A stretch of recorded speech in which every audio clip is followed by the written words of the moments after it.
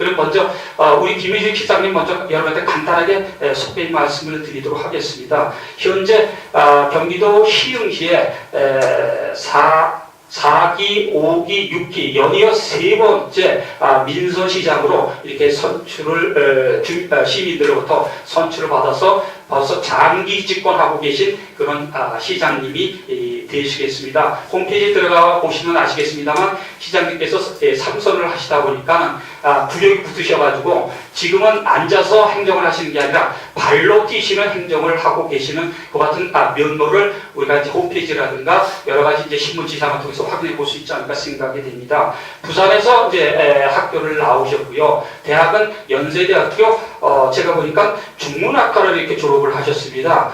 지금 중국이 굉장히 뜨고 있기 때문에 아마 우리 이 시장님께서는 아마 시장을 마치시고 더 큰 역할을 하시지 않을까 이렇게 우리가 막 기대도 해봅니다. 그래서 여러분들 앞으로 우리 시장님의 행보에 여러분들이 관심을 가져주시고 기회가 있을 때마다 시장님을 우리가 도울 수 있으면 같이 도울 수 있는 그런 어떤 귀한 같은 네트워크로 우리가 이런 기회를 쌓았으면 좋지 않을까 이렇게 생각이 됩니다. 학력이라든가 경력이라든가 여러 가지 많이 하셨더라고요. 국회에서도 일을 하셨고요. 그다음에 행정부에서도 장관 정책보좌관도 하셨고요. 또 의회 의원도 이렇게 역임하셨고요. 그래서 이제 여러 경력을 통해서 여러 경험을 아마 이제 현재 시장 활동에 이렇게 쏟고 계신 것 같습니다. 자, 여러분에게 우리 김현식 시장님을 인사드리도록 하겠습니다. 열렬한 박수 환영해 주시면 감사하겠습니다. 그럼 시장님 이제 말씀 부탁드리도록 하겠습니다. 예, 시흥시장으로 일하고 있는 김윤식입니다. 네, 귀한 자리 불러주셔서 감사하고요. 근데 이렇게 근데 우리 학생들 전공이 같은 과 친구들인가요? 다른 행정학과 제 행정학을 수강하고 있습니다. 예, 제가 행정학을 맡고 있습니다. 우리 교수님 행정학 수강생들이시군요. 예. 지난번에 금천구청장님한테 들으셨겠지만 여기 이 구청이 있는 이 땅도 63년까지는 시흥군이었습니다. 그러니까 지금으로 치면 서울의 서초구부터 구로, 금천, 관악, 영등포, 그 다음 강서 여기가 다 시흥군에서 1940년대, 50년대에 걸쳐서 이렇게 쭉 서울로 편입이 됐고요. 그래서 이 금천이라는 지명이 고려시대 이전에는 이제 인벌로라는 뜻, 그러니까 넓게 뻗쳐나가는 땅이라는 이름의 그 뜻의 이름을 가진 땅이었고요. 고려시대에는 금주로 불렸고요. 그 다음 조선시대에 와서 금천현 이랬죠. 그랬다가 이제 시흥현 이렇게 됐습니다. 그래서 제가 지금 시흥시장으로 일하고 있는데 과거에는 이 시흥이 지금 서울에 아까 말씀드린 그 6개 구가 시흥군에서 분가를 했고요. 그래서 요 앞에 큰 도로 이름이 시흥대로죠. 그리고 금천역이 얼마 전까지 몇 년 전까지 역 이름이 시흥역이었어요. 그리고 금천구에 보면 시흥 1동, 2동, 3동 시흥동이 있죠. 다 시작할 시자에 흥하는 자서는. 그래서 이 금천구 길 이름에 동네 이름에 시흥이라는 이름이 남아있는 이유도 과거에 여기가 시흥 땅이었기 때문에 같은 시흥군이었기 때문에 그렇습니다. 그래서 서울의 6개 구 그리고 지금 경기도 과천, 의왕, 안산, 안양, 군포 이런 도시들이 다 시흥군에서 이렇게 분가를 한 겁니다. 그래서 시흥이라는 지명이 생긴 지가 올해 이제 101년째인데 지난 100년 동안 쓸만한 땅은 서울로 다 편입해버리고 먼저 도시화된 지역을 다 분가해버리고 그리고 맨 나중에 이제 서쪽 부석진 땅 지금의 시흥시죠. 그것도 개발 제한구역으로 꽁꽁 묶여있는 땅 또 수도권 과밀업체를 막기 위해서 수도권 정비법이라는 게 있어요.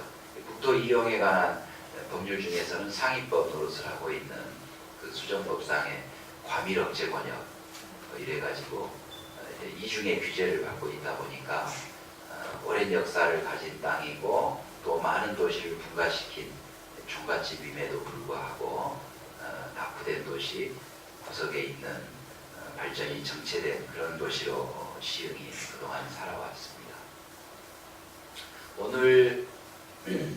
오늘 이야기의 주제는 분권입니다. 우리 시흥시 시정 철학 세 가지가 생명, 참여, 분권이고요. 시정 구호가 미래를 키우는 생명도시 시흥인데요. 왜 분권을 이야기해야 되는가? 그동안 우리나라는 아주 단기간에 그 굉장한 고도 성장을 해왔잖아요. 원조받던 국가에서 원조를 하는 유일한 국가가 됐고요. 무역 규모로 세계 9번째 나라의 교역량을 갖고 있는 엄청난 경제 대국이 됐지 않습니까? 근데 이런 단기간에 전쟁의 상처를 극복하고 단기간에 이렇게 압축적인 고도 성장을 할 수 있었던 것은 철저히 중앙 집권적인 정치 경제 체제와 국가 주도의 강력한 계획 경제를 가지고, 특히 박정희 시대에 제1차 경제발전 5개년 계획부터 해서 6차까지 있었나요? 그런 강력한 중앙 집권형 체제와 국가 주도의 계획 경제를 가지고 단기간에 압축적인 고도 성장을 했습니다. 이게 중화학공업 등 산업화 시대까지는 이런 고도 성장을 쭉 견인해 올 수 있었습니다. 근데 지금의 시대는 그런 이 산업화 시대를 이제 지나서 지식 정보 사회라고 하잖아요. 그리고 문화 콘텐츠 시대이고요. 그래서 산업화 시대까지는 그런 대규모 장치 산업과 그다음 철저히 어떤 분업화되어 있는 그런 대량 생산 체제를 가지고 성장을 주도해 올 수 있었는데, 이 지식 기반 사회, 문화 콘텐츠 사회에서는 그런 게 더 이상의 국가 경쟁력이 안 되잖아요. 지금 이런 시대의 국가 경쟁력의 원천은 지식 기반 사회, 정보통신 사회, 문화 콘텐츠 시대의 경쟁력의 원천은 창의성이거든요. 다양성과 창의성. 이제는 제품 생산도 고객의 다양한 니즈에, 요구에 맞는 다품종 소량 생산을 하잖아요. 그렇죠? 그렇습니다. 그래서 이 다양성과 창의성이 이제는 경쟁력인 이 시대는 대량 생산 체제, 분업화에 기초한 대량 생산 체제, 국가 주도의 계획 경제, 중앙 집권적인 정치 경제 시스템 가지고는 이런 다양성과 창의성을 만들어낼 수가 없습니다. 지금 대한민국 경제가 위기에 처한 이유도요, 바로 정치 경제 체제가 분권화되어 있지 않기 때문입니다. 분권형 국가로 가야 다양성, 창의성, 각각 지방은 자기의 특색과 자기의 장점을 살려내는 지방의 경쟁력이 국가의 경쟁력이다라고 다 얘기하잖아요. 그래서 글로벌리제이션을 얘기하잖아요. 그렇죠?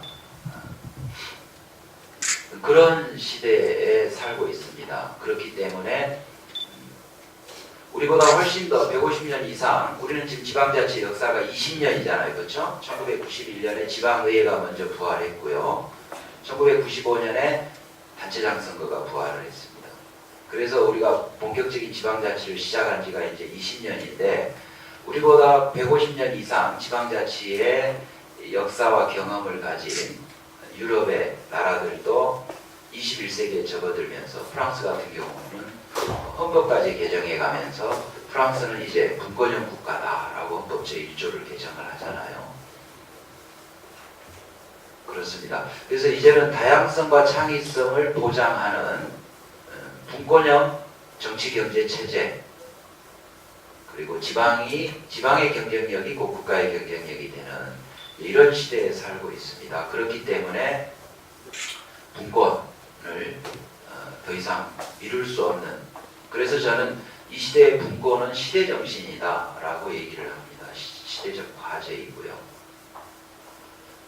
그래서 아까 이 동영상으로 잠깐 소개한 거는 우리 시흥시가 중심이 돼서 중부권 행정협의회라고, 경기도가 31개 시군으로 구성되어 있거든요. 그 중에 과거에 시흥군이었던 도시들이 중부권 행정협의회라는 걸 구성해서 활동을 하고 있는데, 지난 민선 5기 때 중부권 행정협의회 공동 아젠다로 우리가 분권운동을 하자. 그래서 이제 6개 시가 뭐 과천은 그때 안 하겠다고 해서 빠지고 7개 중부권 행정협의회 도시 중에 6개 시가 함께 공무원들 또 지역사회 오피니언 리더 그룹들과 함께 모여서 분권 아카데미를 개설해서 왜 분권이 이 시대에 얘기되어야 하는가.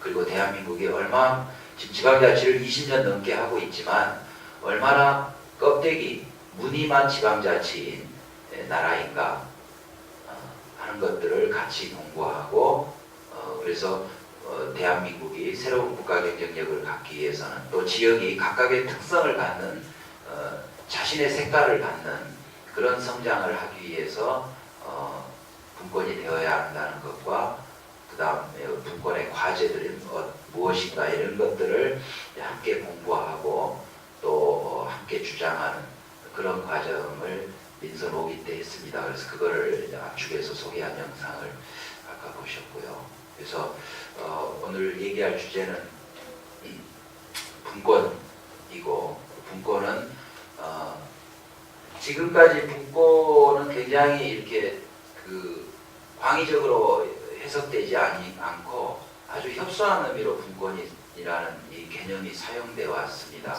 즉 중앙과 지방이 권한과 재정을 가지고 서로 배분하는 그런 어떤 이 대립적 관계로 이 분권의 개념을 그동안 사용해 왔었거든요. 근데 이 분권이 단순히 중앙과 지방이 권한과 재원을 놓고 다툼을 벌이는 문제가 아니라는 것을 아까 제가 모두에 말씀드렸던 거죠. 시대적 요구이고 시대정신이다라고 말씀을 드렸고요. 간단하게 몇 페이지 자료를 준비했는데 이 자료는 일단 지금 현재 우리 지방자치 현실을 몇 가지 사례를 중심으로 이제 얘기를 한 겁니다. 화면 키우기 어떻게 하죠? 그래서 화면 좀 키워주셔야 돼요. 지금 지방정부에는 권한이 없다는 것, 그리고 왜 분권을 얘기해야 되는가, 그리고 분권과 지방자치 이런 순으로 얘기를 풀어가겠습니다. 아까 제가 지방자치 우리 개발제한구역 얘기를 잠깐 했는데요. 지역사회가 자신의 특성을 살리는, 자신의 강점을 살리는 어떤 성장 전략, 발전 계획을 수립하는 데 있어서 가장 핵심 중에 하나가 한정된 자원인 토지 자원을 어떻게 활용할 것인가가 차별성 있는 성장을 기획하는 데 있어서 굉장히 중요합니다. 국가 성장에 있어서 국토개발이 중요한 것처럼 지방자치 시대에 지역사회가 자신의 차별성 있는 성장 전략을 구사하는 데 있어서 토지 이용 정책은 굉장히 중요한 거죠. 한정된 토지 자원을 어떻게 쓸 것인가, 이거는 자신의 운명을 결정하는 데 있어서 굉장히 중요한 지점이죠. 그런데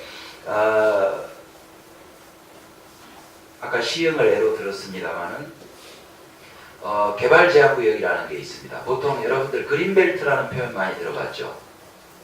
예, 그린벨트 하는데요. 화면이 안 넘어가네요. 근데 우리나라에는 그린벨트 정책이 존재하지 않습니다.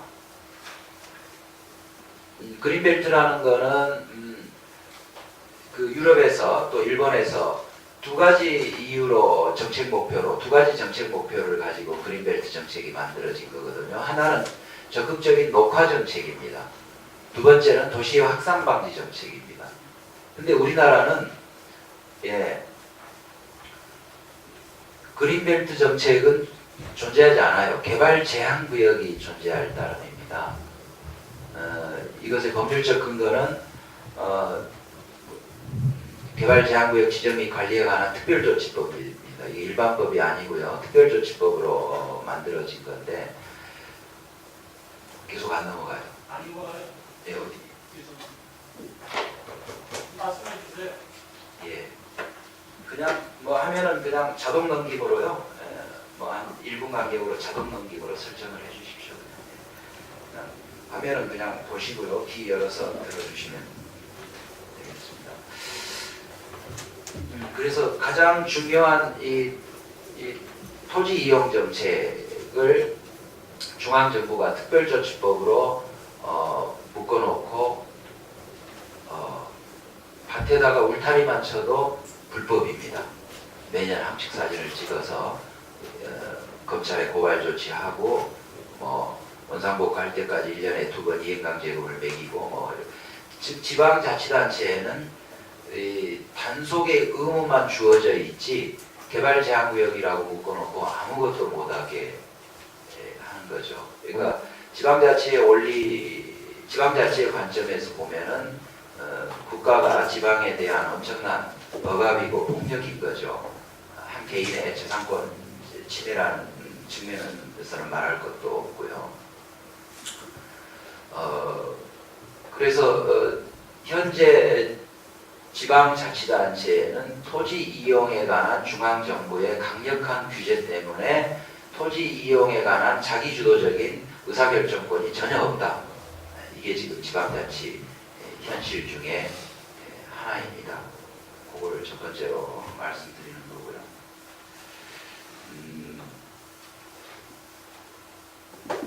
그렇게 좀 더 빠른 속도로 넘겨주셔도 되겠네요. 근데 그렇게 규제를 해놓고 중앙정부는 또 어떤 짓을 하고 있냐면요. 짓이라는 표현이 좀 거칩니다만 국책사업이라는 이유로 40년 넘게 개발제한구역으로 묶어놨던 땅을 국책사업이라는 이유로 자신들이 중앙정부의 필요에 의해서 팍팍 풀어서 씁니다. 우리 시흥시가 시습격 당시에는 90%가 개발제한구역으로 묶여 있었는데요. 이제 한 65%가 남아 있습니다. 그동안 시흥은 개발제한구역과 과밀억제권역이라는 이중 규제 때문에 도시화의 진전은 더뎠지만 대신에 이제는 역설적으로 그러한 이중의 규제 장치 덕분에 수도권 도시임에도 불구하고 녹색을 많이 가지고 있는 땅입니다. 위성 사진으로 보시면 아시겠지만 시흥은 짙은 색이 많아요. 자연 녹색이 많이 남아있기 때문입니다. 시계를 접하고 있는 인천, 부천, 광명, 안산, 안양은 위성 사진으로 보면 완전히 회색빛입니다. 근데 시흥은 아주 짙은 푸르름이 많이 남아있거든요. 그동안은 발전된 도시의 상징이 넓은 도로와 쌩쌩 달리는 자동차, 하늘을 향해서 치솟은 고층의 빌딩과 아파트, 이게 도시의 상징이었잖아요. 발전된 도시의 상징. 밤에도 네온사인이 번쩍거리고. 근데 이제는 그런 도시에 우리가 지쳤잖아요. 그렇죠? 그래서 이제는 숨쉴 여유 공간이 있고 녹색이 많은 도시를 선호한단 말이죠. 그러니까 시흥은 지난 100년 동안 먼저 도시화된 지역들은 다 분가되고 우리는 규제에 묶여 있으면서 그 덕분에 푸르름을 많이 가지고 있는데 이제 그 가능성, 그 장점을 살려서 수도권 먼저 도시화된 회색빛 도시화는 차별성 있는 성장 전략을 구사하고 싶은데 그런 녹색을 잘 지키고 생태환경을 복원하면서 시흥시의 매력을 차별성을 만들어가고 싶은데 40년 동안 개발제한구역으로 묶어놓고 있더니 근자에 와서 보금자리 사업을 펑펑 집어넣었습니다. 보금자리 사업이 4개나 들어왔어요. 그래서 개발제한구역 면적이 65%로 확 줄었습니다. 지금. 근데 국가 주택정책으로 보금자리 사업은 훌륭한 정책입니다. 무주택 서민을, 국민을 위해서 임대아파트를 40%, 전체 보금자리 사업은 임대아파트가 40%입니다. 그리고 60%의 분양아파트도 주변 시세보다 80%로 낮게 팔아라. 그래서 국책사업 대행기관인 LH공사를 시켜서 하는 사업입니다. 그러니까 무주택 국민의 입장에서는 좋은 정책이죠. 또한 우리가 주택이 재산증식의 수단으로 되는 나라는 매우 비정상적인 거잖아요. 주택은 필요에 따라서 사용하는 공간이지 재산증식의 수단은 아니잖아요. 그렇죠? 근데 최근 몇십 년 동안 굉장히 왜곡된 주택시장이 형성되어 왔었잖아요. 그런 점에서 임대주택 물량을 대규모로 늘리고 공공주택을 대규모로 늘리겠다는 것은 대단히 훌륭한 주택 정책입니다. 그러나 지방에서는 저 보금자리 사업도요, 특별법을 만들어 가지고 추진합니다. 보금자리 사업 특별법을 만들어 가지고, 그래서 지방 정부하고 협의 절차가 일체 없습니다. 지방 정부가 공람을 거부하면 바로 즉시 장관 직권 공람을 할 수 있게끔 뭐 이런, 그러니까 지방의 의사나 지방의 성장 전략을 무시한 거는 뭐 차치하고, 행정 절차, 그 사업 추진해 가는 절차상에서 지방과 협의조차 없습니다. 보금자리 사업 특별법에는 협의라는 단어가 아예 존재하지가 않아요. 40년 동안 개발장벽으로 묶어놓고, 그 덕분에 남아있는 푸르름을 가지고 차별성 있는 성장 전략을 구사하고 싶은데, 이제는 보금자리 사업이라는 거를 왕창왕창 집어넣어가지고, 이 보금자리 사업이 지방자치단체를 또 얼마나 힘들게 하냐면요, 지방 재정이 지방세 세목을 보면요, 1번이 재산세, 2번이 지방소비세, 3번 자동차세, 담배소비세 이렇게 됩니다. 기타 세외 수입 뭐 비중이 워낙 약하니까 그렇고요. 여러분들 행정학 하면은 지방 재정에 대해서 공부를 하시잖아요. 근데 지금 현재 우리나라는 국세대 지방세가 8대2 구조입니다. 지방자치 전이나 지방자치 20년 한 지금이나 단 1%도 달라지지 않아요. 행정사무 권한은 7대3이고요. 국세대 지방세는 8대2 구조에서 단 1%도 달라지지 않았습니다. 뭐 노면정부에서도 뭐 분권 뭐 지방 이양 촉진법 만들고 뭐 여러 가지 했지만, 실제로 법이 만들어졌음에도 불구하고 정부는 전혀 이행을 하지 않았기 때문에, 그리고 이제 이명박 정부, 박근혜 정부 들어서면서는 오히려 그런 있던 법들도 다 사장식 됐을 뿐만 아니라, 그나마 일부 있었던 분권을 위한 몇 가지 조치들도 전부 다 후퇴해버린 상황이죠. 그런 상황입니다. 근데 이 8대2 구조가 1%도 달라지지 않은 상태에서 시는 재산세 수입이 1번인데, 임대주택에서는 재산세가 한 푼도 안 나와요. 주택공사가 소유하고 있고 국책사업대행기관 정부 공개업이기 때문에 재산세 면제입니다. 근데 임대아파트에 거주하시는 분들을 케어하는 거는 시가 해야 되잖아요. 그렇죠? 보건복지, 교육, 육아 뭐 등등 사회복지 지출, 엄청나게 지출 요인은 확 커지는데 세입은 안 넣는 거죠. 이렇게 되면 지방재정이 얼마나 왜곡되고 힘들어지겠습니까? 이렇게 지방재정에 엄청난 영향을 미치고, 지자체가 가지고 있는 한정된 토지 자원을 마음대로 묶어놨다가 그 다음 또 정부가 필요하다고 팍팍 집어넣으면서 재정에 부담을 주고 재정을 왜곡시키고 한정된 토지 자원을 다 잠식해버린단 말이죠. 그러면 뭘 가지고 지방자치를 하겠습니까? 무엇을 가지고 차별성 있는 성장 전략을 수립하고 구사하겠냐고요. 그러니까 지방자치에 대한 개념이 없는 나라입니다. 지방자치의 현실을 제가 첫 번째, 토지 이용 정책을 규제하는 개발 제한구역이라는 것과, 두 번째, 국책사업이 결정되고 집행되는 과정에서의 얼마만큼 지방을 왜곡시키고 억압하고 무시하는가에 대해서 보금자리 사업을 예로 들어서 두 번째 말씀드렸습니다. 그래서 결국 분권을 이야기하지 않을 수 없는 그런 시대에 왔다는 거고요. 지금 보금자리 사업 현황을 보여주고 있네요. 더 빠른 속도로 넘기셔도 되겠습니다. 그리고 지방자치 20년을 하면서요, 지방 재정 상태를 보면, 배터리가 없었던 모양입니다. 소위 이게 이제 지방 재정 상황을 볼 수 있는 우리 행정학자들이 더 고민하고 좀 개념 정리를 해주셔야 되는데, 통상은 이제 요즘 지방 재정 자주도라는 개념도 쓰고 합니다만은, 보통 일반적으로 쓰는 게 이제 재정 자립도라는 개념이 가장 이제 범용되는 이 개념인데, 지금 이 자료에는 이게 지금 한 3년 전 자료인데요.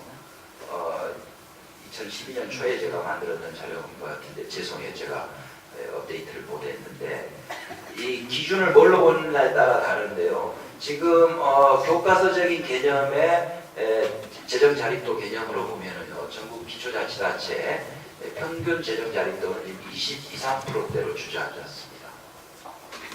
자체 세입을 가지고는요. 그 구청, 시청 공무원들 월급이 안 되는 지자체가 지금 그 67개인가 돼요. 전체 지방자치단체 그 3분의 1 정도는요 자체 세입 가지고 그 공무원 월급이 안 되는 지금 지방재정의 현실이 그러합니다. 근데 최근년에 사회복지 지출이 확대되면서 이제는 지자체의 가장 기본적인 사무인 도시기반시설 유지관리 비용이 없는 상태가 왔습니다. 우리 시흥시 같은 경우 수도권에 있는 도시이고요. 상대적으로 재정 여건이 괜찮은 도시입니다.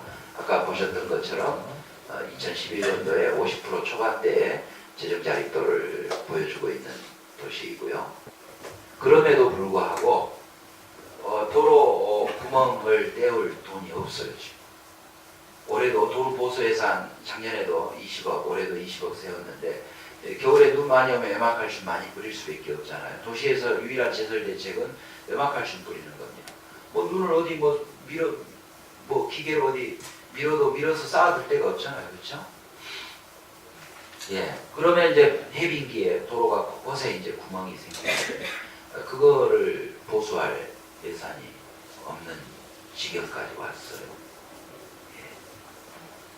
그래서 지방자치, 대한민국의 지방자치, 대한민국의 지방정부, 지방자치단체 지역은 총체적 위기에 지금 접어들었다.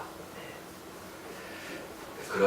그런 상황입니다. 그래서 지방자치의 현실이 그러하기 때문에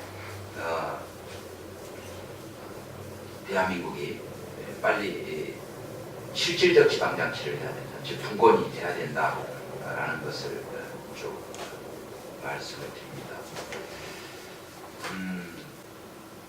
이 지방의 총체적 위기 극복을 위해서도 분권이 필요하고요. 지방자치의 내실화를 위해서 분권이 돼야 됩니다. 또한 중요한 지역혁신. 여러분들 지역개발론을 공부하시거나 일반 행정학, 일반 개론에서도 이 지역혁신 얘기 많이 듣잖아요. 그렇죠? 지역혁신에 관한 단행본만 하더라도 엄청나게 많이 나와 있습니다. 근데 이러한 지방자치 현실에서는, 대한민국의 이러한 지방자치 시스템에서는 지역혁신이라는 것은 정치적 구호일 뿐이지 혁신에 필요한 수단이 있어야죠. 자, 지방자치단체의 첫 번째 사명은 뭡니까? 그 지역민들의, 주민들의 먹고 사는 문제 해결이거든요. 그리고 삶의 질을 높이는 거고요. 먹고 사는 문제를 해결하기 위해서는 지역의 산업을 일으키고 기업을 유치하고 해야 될 거 아닙니까? 그런데 그러한 지역 혁신은 차치하고요. 최소한의 지역 경제 활성화를 위해서 쓸 수 있는 정책적 수단이 뭐가 있냐고요. 기업을 유치하기 위해서는 쉽게 얘기하면 땅 싸게 줄게라든가, 그렇죠? 세금 깎아줄게, 이거잖아요. 그 외에는 뭐예요? 자, 우리 시흥은 뭐 교통 인프라가 잘 돼 있습니다. 광역교통이 발달해 있습니다. 또 지역에 좋은 인력 자원이, 인적 자원이 많이 있습니다. 뭐 이런 거는 수도권 도시 뭐 너나 없이 다 할 수 있는 이야기잖아요. 그렇죠? 지방은 지방 나름대로 또 얘기할 수 있단 말이죠. 핵심은 토지 이용 정책과 조세 정책이죠. 근데 토지 이용 정책은 아까 말씀드린 것처럼 전부 국가가 지고 지방에는 규제만 있고 단속의 의무만 부여되어 있단 말이죠. 조세 정책? 조세 법률주의 국가잖아요. 그렇죠? 모든 건 다 법으로 정해요. 지자체가, 경기도나 시흥시가 조세 정책을 할 수 있는 수단이 없어요. 뭐 세금 깎아줄게 할 근거가 없다고요.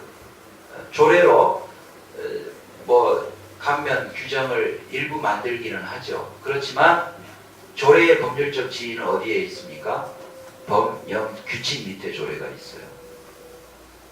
그리고 이 상위 규칙이나 령이나 법을 법이 정한 범위는 넘어설 수 없어요. 넘어서는 순간 조례에 의해서 통과해도 바로 자동 무효가 되기 때문에 그렇기 때문에 지역 혁신을 위해서 또 지역민들의 먹고 사는 문제 해결, 지역 경제 활성화를 위해서도 분권이 돼야 된다는 거고요. 그 다음 복지 공동체를 위해서도 마찬가지입니다. 지금 쭉 좀 넘겨주세요. 넘어간다고요?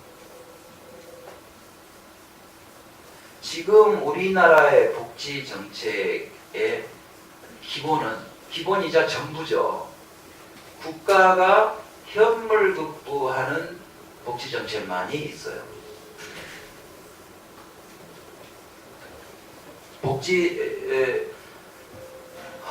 현재 우리나라 이 사회복지라는 게 소위 내셔널 미니멈, 국민의 그 최저생활 보장, 요 수준만 지금 겨우 하고 있는 거거든요. 근데 모든 정책 결정과 사업 결정을 정부가 하죠. 보건복지부 중심으로 하고요. 예. 근데 그 정책의 내용을 보면 전부 다 현물급부 중심의 복지밖에 없거든요. 근데 정말 사람을 일으켜 세우고 그 사람의 최소한의 어떤 인간다운 삶과 인권을 보장하는 복지는 그렇게 국가가 주도적으로 결정하는 정책에 의해서 주어지는 현물급부 중심의 복지 정책만 가지고는 안 돼요. 이거는 말 그대로 내셔널 미니멈을 보장하는 거고요. 국가는 그거를 하면 됩니다. 그리고 나머지는 재원을 지방에 줘서 지방이 자기 특성에 맞는 지방마다 주민 구성이 다르잖아요. 일단 그렇죠? 제 고향이 무안군하고 시흥군하고 주민 구성이 달라요. 예. 거기는 이미 노령 인구가 벌써 뭐 65세 이상 노령 인구가 심지어는 시골에 둔다면 70%가 넘어서 버렸단 말이죠.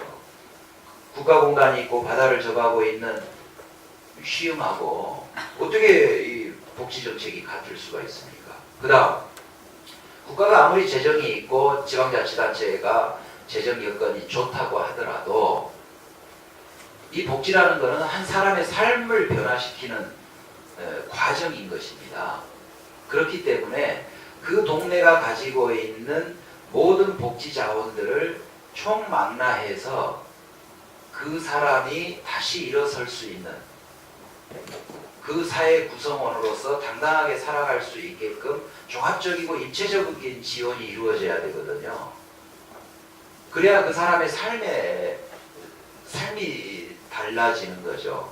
따라서 지자체가 그 주민 구성에 그리고 지역사회 안에 있는 다양한 복지 자원들을 잘 아는 지방자치단체가 그런 복지 정책을 입안을 해서 그 지역에 맞는 그리고 그 수혜자의 특성에 맞는 복지 정책을 구사할 수 있어야 되거든요. 이게 이제 복지 공동체죠. 복지 문제는 공동체의 관점으로 풀어야지 소위 불우이웃돕기 차원에서 풀 수 있는 문제가 아니에요. 그런 복지 공동체 구현을 위해서도 지방자치, 실질적 지방자치 분권이 돼야 되는 겁니다. 통일 언제까지 미룰 겁니까? 통일 대비가 막연한 국가의 과제가 아닙니다. 또 안 넘어가네요. 모든 지역이 모든 지방이 이 분단 극복, 그 다음 지역 통합. 지금 통일은 둘째치고 우리 이 지금 분단된 이 남쪽에서도 얼마나 지금 우리 사회가 이 대립과 갈등 끊임없는 지역주의는 물론이고요. 절대로 호남 출신이 민주당이 집권할 수가 없습니다. 두 번의 집권, 민주당의 두 번의 집권을 봅시다. 노무현, 김대중 노무현. 김대중 DJP 연합했잖아요. 그렇죠? 정치적인 어떤 이념이나 어떤 지향이나 베이스가 다른 김종필 세력과 충청 세력과 DJP 연합을 해서 겨우 집권했잖아요. 그렇죠? 노무현, 정몽준과 단일화하면서 정몽준의 이 울산 기반의 정몽준, 그렇죠? 그 다음 수도권 이 강남 쪽, 그렇죠? 이 절대 민주당 안 찍는 사람들, 이 사람들이 정몽준과 노무현의 후보 단일화를 통해서 민주당 쪽에 노무현 쪽에 표를 찍어준 거죠. 그러니까 민주당이 자신의 독자적인 정치적 기반과 세력으로는 절대 집권을 못해요. 왜? 호남, 충청, 강원을 다 합쳐도 영남보다 인구가 적기 때문이에요. 그러니까 이 지역구도, 이 지역주의가 사라지지 않는 한 영원히 그냥 영남 정권이 이어질 수밖에 없는 나라입니다. 그만큼 여전히 21세기에도 대한민국 남쪽의 현실이 그러하단 말이죠. 그래서 지역 통합을 위해서도 그리고 통일 기반 구축을 위해서도 반드시 분권이 돼야 되는 겁니다. 예. 그래서 분권 이야기를 하는 거고요. 기본 방향은 지방의 자기결정권을 주라는 겁니다. 자치라는 말 단어 뜻 자체가 스스로 결정하고 스스로 다스린다는 거잖아요. 그래서 지방의 자기결정권을 줘라. 그 다음 결정을 하면 집행을 해야 될 거 아닙니까? 그러려면 가정살림도 가족회의를 해서 우리는 당분간은 피복비, 뭐 옷 사는 거, 좀 뭐 먹는 거 좀 아끼자. 대신에 좀 교육비에 우리가 집중 투자를 해서 우리 좀 가족의 성장을 한번 도모해보자. 뭐 이렇게 결정을 하는 거잖아요, 그렇죠? 재정, 가계비 없이 가게 살림이 안 되잖아요. 그래서 세원을 지방에 줘라. 자, 최근에 담배값 인상이 쟁점이 되고 있죠. 이 안에 숨어있는 이 정부의 지방자치에 대한 몰 이해와 얼마나 반지방자치적인 짓을 하고 있는지를 말씀드려 볼게요. 첫 번째로요. 담배 소비세가 시세의 4번째, 4번째예요. 우리 시흥 같은 경우. 근데 자동차세랑 거의 비슷해요. 3등, 4등을 서로 왔다 갔다 해요. 연간 한 260억 정도 들어옵니다. 담배 소비세가. 근데 작년 2013년 결산을 해봤더니 2012년보다 담배 소비세가 10억이 더 들어왔어요. 저는 굉장히 놀랐습니다. 그리고 우리 시민들께 너무 죄송했어요. 그만큼 시흥에서 살기가 폭폭하다는 얘기잖아요. 예, 먹고 살만한 사람 자기 건강 챙기느라고요. 예, 건강검진 막 몇백만 원씩 들여서 하고 담배 안 피워요. 살기 힘든 사람이 피거든요. 그래서 저도 피고 있고요. 근데 시민들의 가장 삶의, 여기도 1층에 보건소 있던데 삶의 현장, 생업의 현장 가장 가까운 곳에서 시민들의 삶을 챙기는 게 기초자치단체잖아요. 그렇죠? 시민의 건강을 보건복지부가 챙깁니까? 기초자치단체가 시민들의 삶의 현장, 생업의 현장 가장 가까이 있으면서 그런 건강도 챙기는 거거든요. 그래서 어느 보건소나 금연사업을 열심히 합니다. 우리도 열심히 해요. 금연 교육도 하고 학교 가서 청소년 흡연율이 자꾸 높아지고 있는 나라니까 열심히 하는데 보건소한테 청소년 흡연율 예전에 이 정도로 안 떨어뜨리고 내 진짜 당신들 책임 물을 거야. 막 이렇게 회의 때 어떤 때는 막 세게 얘기합니다. 그러면서 회의 끝나고 나오면서 속으로는 근데 담배도 좀 흘려야 될 텐데 해야 되는 게 이 시장의 비예요. 이게 말이 됩니까? 이거는 모순이라고도 할 수 없고 뭐라고 이율배반이라고 할 수도 없고 뭐라고 이거 표현해야 되죠? 보건소한테 금연사업 열심히 하시오 해놓고 속으로는 담배도 좀 팔려야 될 텐데 해야 되는 이게 현실이에요. 근데 최근에 이제 담배값 인상을 하겠다고 하는데 그래서 처음에는 담배값 인상 얘기할 때 야 가뜩이나 이 서민들이 힘든데 부자 감세는 계속하면서 내년에 이제 과태료도 2배로 올린대죠. 지금 뭐 주차 딱지 승용차 같은 경우는 4만 원이거든요. 8만 원으로 올려요. 저 대형차는요. 저 주차 위반 딱지도 20만 원이에요. 2배로 다 올린다고요. 40만 원. 그러면 트럭 아저씨들 한 달 수입이 얼마인데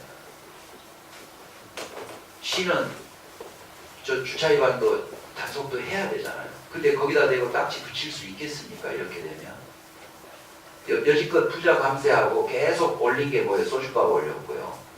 이제는 담배값까지 올리겠다고 하잖아요. 이게 지금 경제 민주화가 안 된 것 중에 또 핵심이 조세 민주화가 안 됐어요. 우리나라처럼 직접세, 간접세 비율이 이렇게 왜곡돼 있는 나라가 어디 있습니까? 간접세 비율이 높다는 것은 뭐예요? 애기들이 먹는 분유가 이건희 회장님 손주나 저 반지하 사는 집 애나 세금 똑같이 낸다는 얘기 아닙니까? 간접세 비율이 높다는 거는. 이렇게 간접세 비율이 높은 것도 조세 민주화의 아주 핵심적 과제인데 그건 전혀 달라지지 않은 상태에서 직접세에 대한 부분도 최근에 부자 감세하면서 오히려 서민들 조세 부담은 계속 지금 늘어나고 있는 상황이란 말이죠. 근데 담배값을 인상한다고 할 때 속으로는 그랬어요.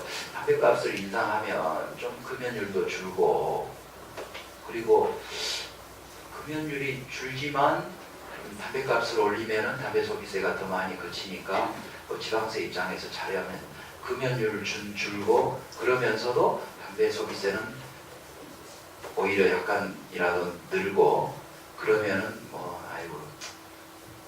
뭔 얘기는 척하고 우리 지방정부 의사를 물어보지도 않지만 혹시라도 물어보면 알아서 하세요 그래야 되겠다고 그랬는데 예. 이제 내용이 논의된 것을 보니까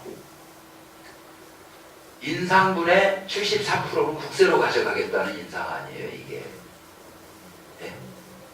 얼마나 양채 같은 짓입니까? 이런 최근에 담배값 인상안만 놓고 봐도 지방자치의 현실을 아주 적나라하게 다 읽을 수 있어요. 그거 한 건 가지고도요.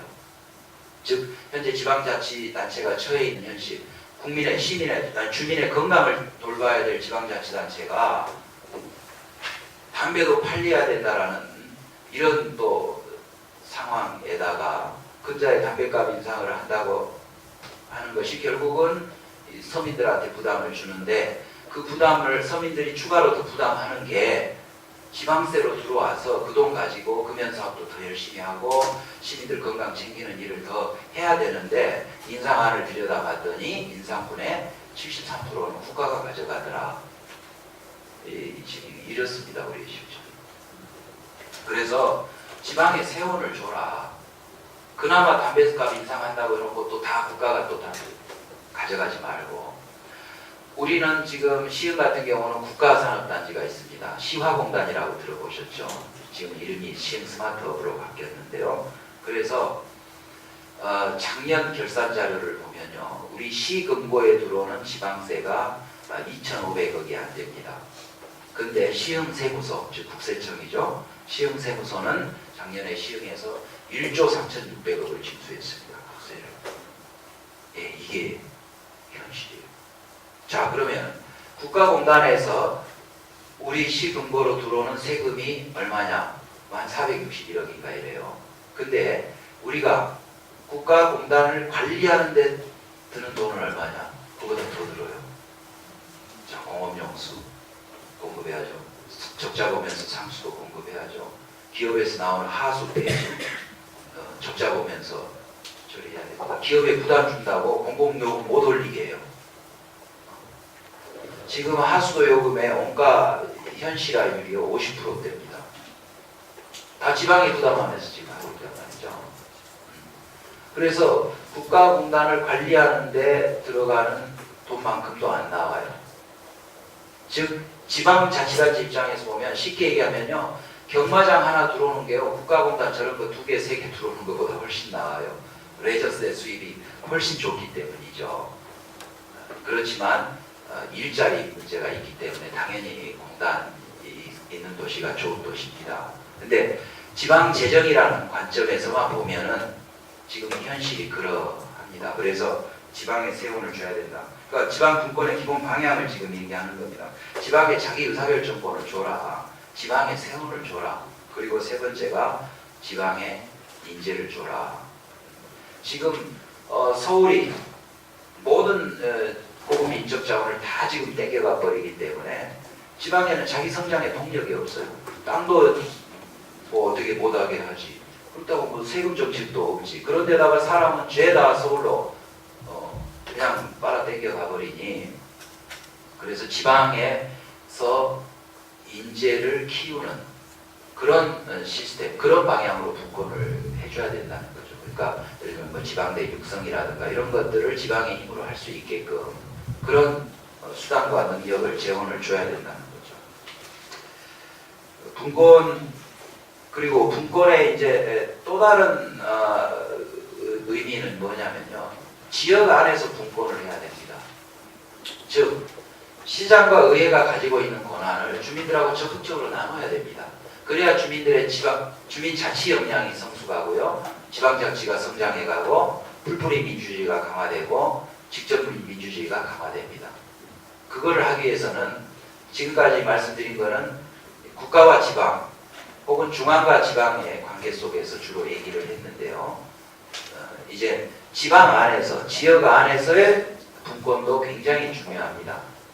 그런데 지금 지방자치 20년을 하면서요, 지역 안에서는 다양한 어떤 분권을 위한 노력들이 이루어지고 있습니다. 특히나 좀 다소 진보적이고 개혁적인 성향의 단체장들이 맡은 지역, 여기도 아주 서울의 구 중에서도 가장 그 개혁적 성향이 강한 차성수 구청장님이 살림을 하고 계시는데, 그런 지방자치단체가 가지고 있는 권한을 적극적으로 주민과 나눈 몇 가지 사례를 말씀드려 보겠습니다. 첫 번째가 주민계획과제도인데요.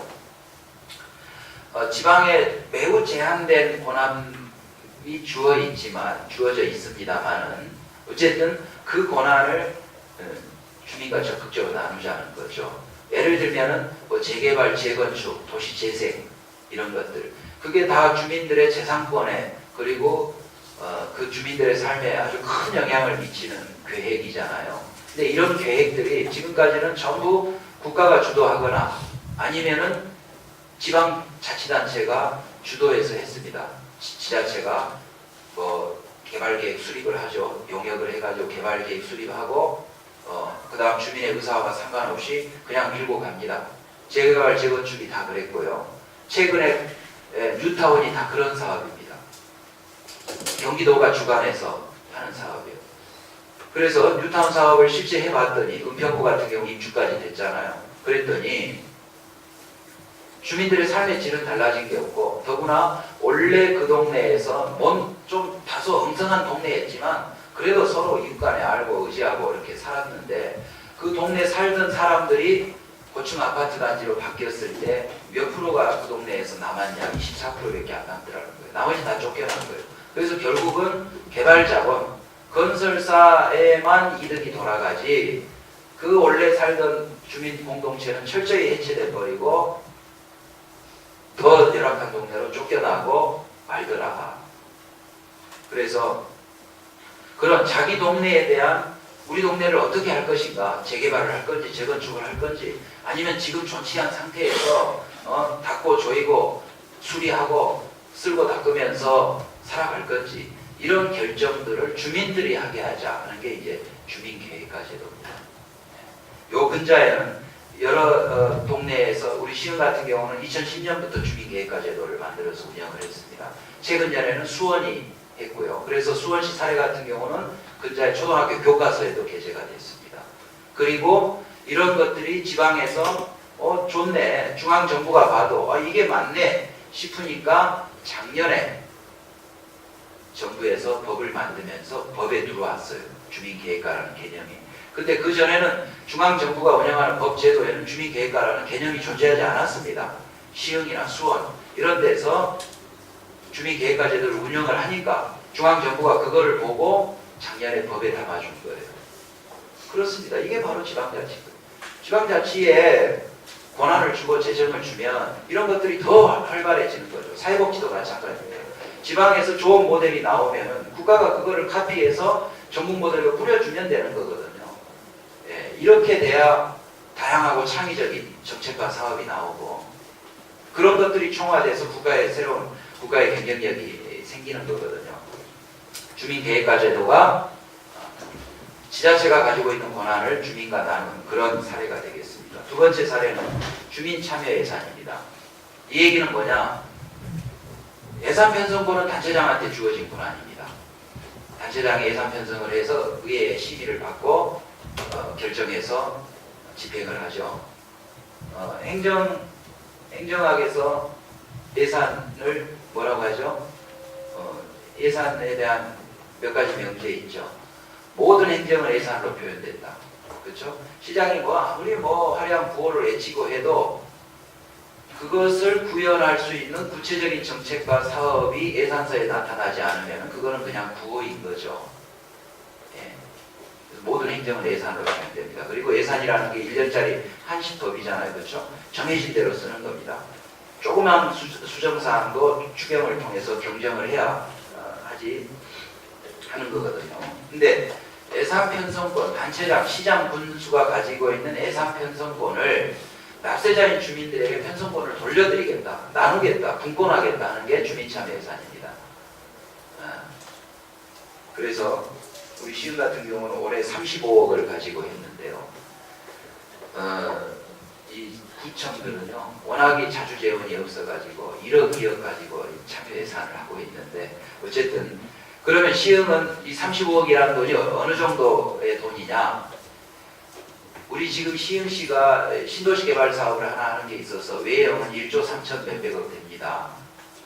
이번 이해 추경까지 해서 1조 3천 360몇 억인가 돼요. 근데 시장이 제가 정책 의지를 가지고 쓸 수 있는 돈은 금년 예산 기준으로 한 78억밖에 안 돼요. 좀 이렇게 거친 표현을 써서 시장이 지 맘대로 쓸 수 있는 돈이 한 78억밖에 안 돼요. 나머지는 다 정해진 거예요. 시장이 대통령이 지시해도 어떻게 바꿀 수 없는 것들이에요. 이미 다 정해져 있어요. 인건비 680억부터 해서 다 정해져 있는 거예요.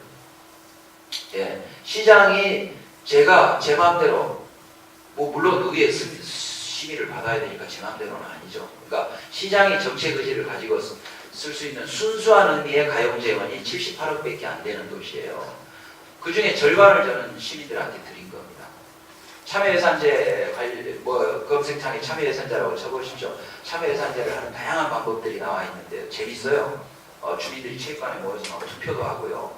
그 투표 점수에다가 다수의 선택이 반드시 옳다는 법은 없잖아요. 그렇죠? 그래서 또 전문가들이 전문가들이 평가한 점수 등등 해가지고 주민참여 예산 학교 만들어서 같이 공부하고, 그래야 시민들도 이제 비로소 예산이 뭔지, 그리고 시흥시 예산 상황이 어떤 건지도 알고, 예산 참여 학교하고 예산 위원회 만들어서 같이 스터디하고 또 프로세스를 만들어서 그 과정을 주민들과 함께 쭉 하는 거죠. 행정은 어시스트만 합니다. 도우미 역할만 해요. 때로는 예산 편성권자의 제 입장에서 보면 어떻게 이런 사업을 주민들이 결정하셨을까 좀 아쉽지만, 그래도 주민 의사 존중이라는 차원에서 저는 그거를 예산에 반영해서 의회에 제출했습니다. 일부는 의회 심의 과정에서 이건 아니다라고 삭감을 한다고 해서 의회 쫓아가서 주민참여 예산 제 기본 취지를 아시지 않습니까? 이거를 삭감하시면 안 됩니다라고 설득을 해서 심의까지 통과를 했죠. 그러니까 납세자인 주민들이 내가 낸 세금을 어디에 쓸 건지를 스스로 결정하게 하자. 이 분권 정신이거든요. 그런 주민참여예산제. 세 번째 도서관 희망시인데요. 이거는 뭐냐면 우리 시흥에서만 했던, 그래서 언론에도 많이 소개되고 여러 지자체가 지금 카피를 해가고 있는 중인데요. 공공시설. 시는 공공시설을 만들고 유지관리하고 운영할 의무가 있습니다. 그런 것들을 통해서 주민들의 삶의 질을 보장하는 거죠. 근데 도서관, 공공도서관을 저는 시민들한테 드리자. 처음에 공무원들 저항이 엄청 났습니다. 특히 사서직 공무원들의 저항이 엄청 났습니다. 그래서 사서직 공무원들의 생각을 바꾸기 위해서 여러 차례 워크숍을 하고 토론회를 했습니다. 그래서 공공도서관 3개를 지금 주민들한테 다 드렸습니다. 주민들이 도서관 관리부터 시작해서요, 프로그램 기획. 그래서 공무원들이 할 때 만들어낼 수 없었던 다양한 프로그램들을 합니다. 애들 데리고 하룻밤 도서관에서 뒹굴고 자면서 공무원들은 그거 기획 못해요. 공무원의 생각으로 도서관에서 어떻게 애들을 재워요. 엄마들이니까 해내는 거거든요. 그래서 도서관 자원활동가를 모집을 해서 교육을 하고요. 도서관 관리하려면 일단은 그 도서관리 프로그램도 다뤄야 되잖아요. 그렇죠? 그러니까 다양한 교육을, 아주 강도 높은 교육을 했습니다. 교육하고, 그래서 지금 우리 공공도서관 3개를 희망시들이 아주 훌륭하게 잘 관리하고요. 도서관 운영 프로그램이 다양한 게 나와요. 우리 공무원들이 관리할 때는 사방에 게이트 설치해놓고, 그까짓 거 책 좀 훔쳐가면 어때? 그리고 저 메인 출입구에 전자장치 하나만 달아도 제어되잖아요. 근데 뭐 열람실 뭐 칸칸이 막아놓고. 그래서 조그마한 공공도서관 하나를 분석해봤어요. 사서직 공무원들하고 같이. 거기 뭐 장치 설치하고 이런 거 다 놔두고 순수하게 인건비만 도서 관리하는데 한 300 써요. 그래서 매월 300만 원어치 책 사자 우리. 한 달에 절대 300만 원어치 책 안 없어진다. 도서관에서 책 좀 훔쳐갔으면 좋겠어요. 그렇죠? 그렇습니다. 지금 공공이 공공시설물을 유지 관리하는 데 있어서 사실은 헛수가 많아요. 그래서 시민을 주인으로 세우면, 시민을 주인으로 존중하고 시민이 주인 노릇을 하게 하면 공공시설물 유지 관리도 훨씬 더 주민 친화적으로, 그리고 저비용 고효율로, 내 물건 내가 이렇게 쓰는 거잖아요. 근데 주인의식이 없을 때는 함부로 쓰는 거거든요. 그런 공공시설물 관리도 주민들한테 드리자. 행정은 무서워서 못해요. 이런 데도 입구에 뭐 캐비넷에도 정책임자, 부책임자하고 이름 다 붙어 있을 거예요. 테이블 어디 한번 보셔요. 무슨 종이딱지 다 붙어 있을 거예요. 그 관리 책임 때문에 주민들한테 주지를 못해요. 주민들 믿고 드리는 겁니다. 분권하는 거예요. 그러면은 더 좋아져요. 그리고 이제 다음 사례가 마을 만들기죠. 곳곳에서 많이 하죠. 예. 이 얘기는 그 동네의 문제가 뭔지를 주민들이 모여서 같이 진단해 보는 겁니다. 야, 우리 동네는 이런 문제가 있는 것 같아. 그러면 어떻게 해결할 거냐? 주민들이 토론하는 거예요. 그래서 스스로 결정하게 하는 겁니다. 그 과정에서 주민들 스스로의 힘으로 하지 못하는 문제만 행정이 반발짝 뒤에 쫓아가면서 행정적, 재정적 지원을 하는 거죠. 우리 동네는, 우리 마을은 문제가 뭔지도 주민들이 진단하고 대책도 주민들이 수립하고 그 대책을 집행하는 거, 실행하는 액션 플랜도 주민들 주도하에 하게 하는 거죠. 행정은 반발 뒤에서 도우미 역할을 하고, 이런 것들이 대표적으로 이제 마을 만들기 사업인 거죠. 그렇습니다. 그래서 지금 지방에서는 여러 가지 그런 분권의 사례들도 나오고요. 사회복지 관련한 정책과 사업도 중앙이 기획해내지 못하는 것들을 지역 특성에 맞게 해내는 사례들이 있습니다. 예를 들어서 동주민센터, 소위 말하는 동사무소의 이상가 역할을 어떻게 바꿀 것인가, 어떻게 바꿔야 이 한정된 재원과 인력을 가지고 보다 더 그 주민들의 삶의 질을 높일 것인가, 그리고 절대적 케어가 필요한 이분들을 어떻게 하면 동네 안에 있는 복지자원들을 총망라해서 발굴하고 망라하고 네트워킹해서 그 사람의, 그 가족의 삶의 질을 높이는, 딛고 일어서게 하는 복지를 가능하게 할 것인가, 이런 것들을 동네 단체장들은 고민을 하거든요. 그래서 매우 제한적으로 주어진 권한과 재정을 가지고도 다양한 창의적인 새로운 사례들을 만들어내고 있어요. 이런 지방의 경쟁력들을 키워줘야 국가의 경쟁력이 커지고, 그렇기 위해서 대한민국은 모든 정치경제 시스템, 법제도가 철저히 분권화해야 된다라는 게 오늘 주제였습니다. 제 얘기는 여기까지 하고요.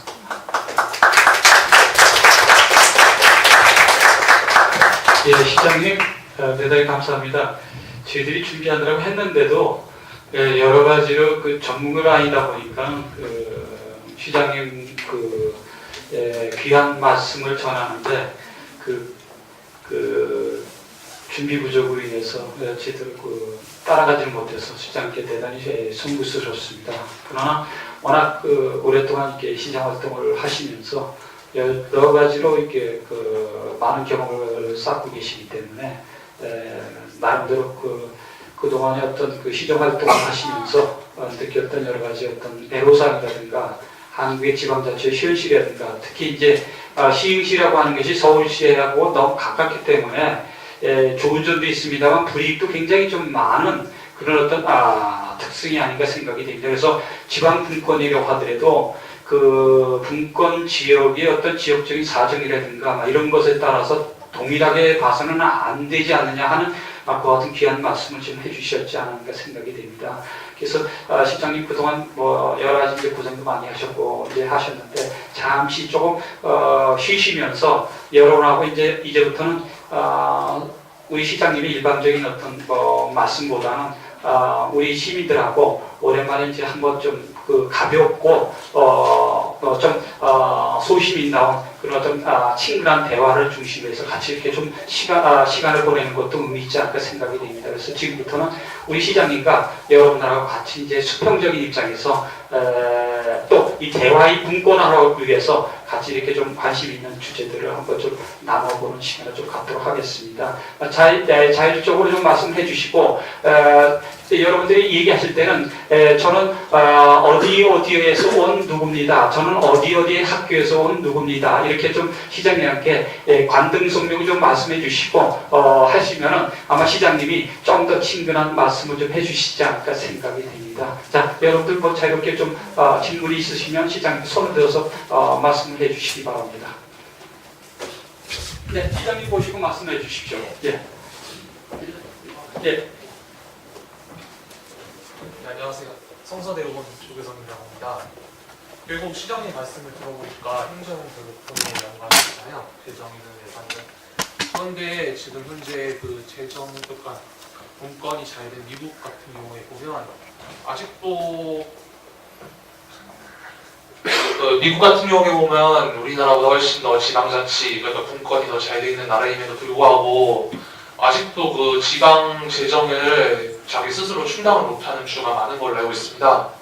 그러면 우리나라가 앞으로 어쨌든 미국을 많이 닮아가게 될 가능성이 높은데 그러한 방향에서 저희가 어떻게 하면 지방자치에 대한 재정 자립도를 더 높일 수 있을지 그거에 대해서 더 궁금하게 돼서 여쭤보게 됐습니다. 그러니까 아까도 말씀드렸지만 지방자치의 핵심은 자기 의사결정권 존중이거든요. 예. 국가가 지방에 의사결정권을 주지 아니하고 또 지방에 막대한 영향을 미치는 결정을 함에 있어서 최소한의 협의조차 하지 않는 이제 이런 현실을 말씀드렸고요. 지방 재정은 통상적으로 지방자치를 하는 나라마다 워낙 그 구조가 달라서 일반론으로 얘기하기는 매우 힘들어요. 특히 지방 재정 문제는. 근데 지방자치하는 나라들의 공통적으로 보면 국세 대 지방세 비율이 6대4 정도 돼요. 그러니까 우리는 8대2 구조가 전혀 안 달라지고 있다는 것은 그만큼 근본적으로 이 지방자치에 대한 의지가 없다라는 시스템 자체도 전혀 지방자치에 맞지 않게 되어 있다는 것을 얘기하는 거고요. 미국을 말씀하셨는데 미국이 얼마나 이 지방의 의사결정권을 존중하냐면 미국의 시티, 우리로 하면 시티가 3,800몇 개인가 돼요. 근데 그 중에 제일 작은 도시가 이름이 하모니 시티일 거예요. 제 기억에 의하면. 하모니 시티인데 인구가 18명이에요. 옛날에 18명이 모여서 우리 시 할게. 우리도 시티 할래. 그러니까 연방에서 그래 해. 이렇게 결정했으면 해. 그런 정도입니다. 예. 그래서 왜 미국은 이정표에 보면 그 시계 시작되는 부분과 끝 부분에 보면 밑에 이렇게 인구를 써놓잖아요. 그래서 실제로 제가 언제 한번 차 빌려가지고 동부에서 서부를 쫙 한번 한 보름간 횡단을 했는데 책에서 봤던 그 시를 실제 간 거예요. 이렇게 운전을 교대하고 그때는 제가 조수석에 타고 있었어요. 근데 18 people 이렇게 써 있는 거예요. 18명? 여기가 거긴가 보다 하고 다시 차를 턴해가지고 와서 이정표를 봤어요. 그랬더니 진짜 하모니 시티더라고요. 가니까 그 유리 이게 불어서 하는 유리공예 있잖아요. 그거하고 그다음 와이너리 포도가 많이 나는 동네인데 그 포도 와이너리 두 집이에요.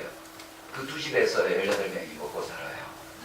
그래서 시장도 있고 시청도 있고 그래요. 시청은 마을 해관에 그냥 간판 걸어놨습니다. 시장 집무실도 없고 방명록만 하나 놨더라고요. 거기는 인구 18명짜리라는 도시라는 것이 화제가 돼서 수많은 방문객이 오는 거예요. 와서 유리공예 하는 거 보고 사가고 와이너리 가서 뭐죠 포도주 몇 개 사가고 그래서 다 부자예요. 그래서 저도 방명록에 시흥시장 왔다 가다 이렇게 촌스럽게 하나 써놓고 왔습니다. 그만큼 자기의사결정권을 존중합니다. 미국 지방자치 시스템은. 그러니까 지방자치는 권한과 재정을 가지고 네 몫이냐 내 몫이냐를 가지고 다투는 것으로 인식하면 안 돼요. 기본 정신, 자기 의사결정권을 어느 정도 존중하냐 아니냐가 결국은 분권화의 척도라고 보시면 되겠습니다. 아마 이제 미국하고 우리나라의 어떤 지방자치가 여러 가지 이제 차이가 있다는 점을 이제 미국을 직접 돌아다니면서 한번 경험하신 얘기를 해주셨습니다. 다음으로는 우리죠. 희망정치 신문장 사무총장의 최원장입니다. 시장님 강의 잘 들었고요. 아까 담배세 인상 말씀하셨고 인상분의 73%를 중앙정부 가져간다 이런 말씀하셨는데 담배세 인상이 나온 배경이 중앙정부의 세수 부족 때문에 나오거든요. 세수가 연 평균 10조 정도 부족하고 그걸 법인세나 소득세 인상으로 하려고 했더니 대통령이 공약하고 또 위반되고 그래서 그 공약을 위반하지 않으면서 세금을 더 거둘 수 있는 방법이 없을까 고민하다가 담배세 인상을 추진했는데 지금 중앙정부나 이 국가 자체가 세금이 부족해서 굉장히 지금 힘들어하고 있거든요. 지방정부 못지않게 어떻게 보면 더 힘들어하고 있어요. 그래서 중앙정부 입장에서는 고육지책으로 그렇게라도 해서 이제 세금을 더 충당하려고 하는 것 같은데 그런 부분과 시흥시장 입장에서 좀 생각하는 게 좀 갈등이 드는 것 같고 이번에 이제 삼선 시장이신데 이거 마치면 더 이상 시흥시장 할 수 없죠. 만약에 다음번에 혹시 희망반 예측반이지만 박원순 시장 같은 분이 대통령이 돼서 전국민자가 되면 혹시 이제 우리 시장님이 이제 그분과 함께 청와대에 가서 국가 교육이나 이런 거에도 이렇게 직책을 맡아서 일할 수도 있는데 그때 가면 시흥시장 때 했던 말씀 상 잊어먹고 우리 중앙정부가 세수가 부족하다 하면서 그렇게 말씀하지 않을까 하는 생각도 좀 해봤어요. 한번 말씀해 주시죠. 실제로 지방자치, 그러니까 지방의원이나 지방단체장을 하신 분들이 중에 국회의원 되신 분들이 몇 분 계십니다. 근데 그분들은 지방자치를 경험해봤기 때문에 국회에서도 그런 지방자치 촉진을 위한, 활성화를 위한 여러 가지 법제도 개정에도 관심을 갖고 그렇게 하시거든요. 그래서 사람이 자신의 경험으로부터 자유로워질 수가 없습니다. 그래서 이렇게 뼛속 깊이 지방의 현실, 지방자치에 참담한 현실을 경험한 제가 어떤 중앙 행정이나 어떤 중앙 정치의 위치에서 일할 기회가 있다 하더라도 그렇게 생각이 달라지지 않을 것 같고요. 이 중앙 행정 공무원, 그다음 중앙 정치인들이 이 입문하고 성장해가는 과정부터가 달라져야 됩니다. 지금 점차 그렇게 이제 달라지고 있습니다. 그런데 중앙 행정 관료 공무원이 어떻게 됩니까? 행정고시 시험 잘 치는 능력 가지고 5급 사무관으로 임용이 되잖아요. 물론 중앙부처에서 일을 해보면요, 그 고시 출신 사무관들 능력이 있습니다. 그리고 나름 애국심도 있어요. 나라의 미래도 많이 걱정해요. 근데 이런 그 엘리트 관료들이요, 얘기를 해보면 지방과 주민에 대한 불신이 굉장합니다. 저것들 돈이나 권한 주면 선심성, 낭비성으로 막 쓰고 권한 남용해가지고 엉망 만든다. 그런 주민에 대한 그리고 지방자치에 대한 지역에 대한 불신이 굉장해요. 굉장히 왜곡된 엘리트 의식의 한 단면입니다. 그래서요, 공무원 임용과 성장 이 프로세스를 대한민국이 달라지려면 완전히 설계 다시 해야 돼요. 예. 행정고시 폐지해야 되고요. 예. 지금 이 다른 모든 직업이 불안정해지니까 공무원이 직업의 안정성 때문에 굉장히 좋은 자원들이 이제 구급 지방직 공무원 채용 시험 해보면 선발해보면 굉장히 좋은 자원들 옵니다. 예. 그렇게 입문해가지고 진짜 동네에서 골목에서 주민들이 어떻게 살고 행정에 대해서 어떤 갈증을 가지고 있고 행정에 대한 어떤 기대를 요구를 갖고 있는지 그런 것부터 배우고 느끼면서 성장을 해서 광역행정도 하고 국가행정도 해야 되는 겁니다. 예. 중국 공산당은 지금도 하방하잖아요. 중앙의 엘리트들 하방시킵니다. 농촌에 보내가지고 1년씩 굴르고 불리잖아요. 속된 말로. 인민을 알고 인민의 삶을 알고 인민이 뭘 국가에 뭘 요구하는지 니들 몸으로 배우고 알아라는 취지거든요. 그렇습니다. 그래서 공무원의 입문과 성장 과정 프로세스 완전히 바꿔야 됩니다. 국가 개조는 무슨 국가 개조예요? 해양경찰서 없애는 게 국가 개조입니까? 그렇잖아요.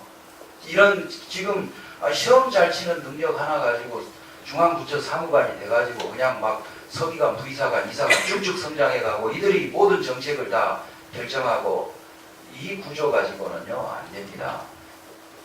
국회의원 앞으로는요 지방의원이나 단체장 안 거치면 이 사실 지방자치 오래 한 나라들은요 지금 뭐 토니 블레어니 뭐 클린턴이니 뭐 다 지금 누구예요? 지금 미국 대통령 오바마 다 마찬가지잖아요.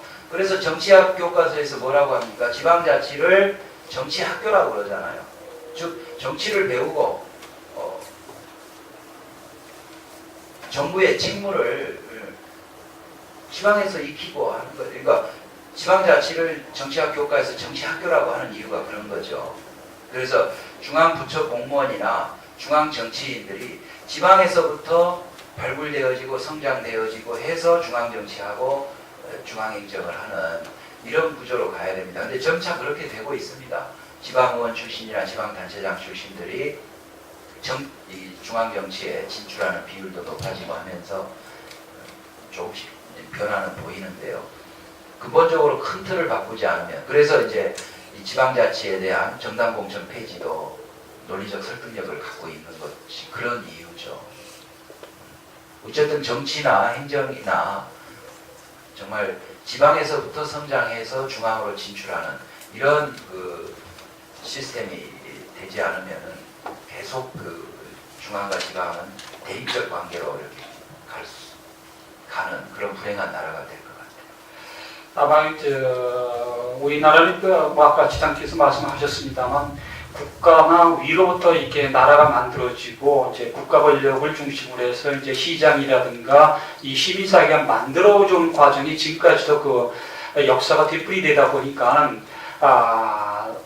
그야말로 우리는 큰 거 위주로만 이렇게 생각하고 큰 게 좋고 큰 게 선한 곳으로만 생각하는 이런 풍토 속에서 우리가 늘 익숙해지다 보니까 지방자치, 지방분권은 선거 가래도 안 가고요. 또 이 뭔가 지방자치 하는 사람은 중앙정치 하는 사람보다 열등한 사람으로 이렇게 인식을 해버리고 뭔가 좀 모자란 듯한 이런 어떤 소위 말해서 차별적인 어떤 이 정치관을 막 갖고 있기 때문에 막 이런 편견을 우리가 깨지 않는다면 한국의 지방자치 상당히 어렵지 않을까. 그래서 이 지방자치도 위에서 이 지방에다가 이 분권화를 의도적으로 좀 지체시키는 그런 어떤 현상들이 좀 나타나고 있지 않은가 하는 그 생각을 한번 우리가 시장님 말씀 통해서 다시 한번 확인을 좀 할 수가 있지 않을까 생각이 됩니다. 좀 너무 무거운 얘기 같아서요. 시장님한테 좀 결례되는 말씀 한 가지 좀 제가 사회자로서 한번 드려보도록 하겠습니다. 사실 저희들은 소시민들은 시장님 만나보기 이렇게 쉽지가 않은 거거든요.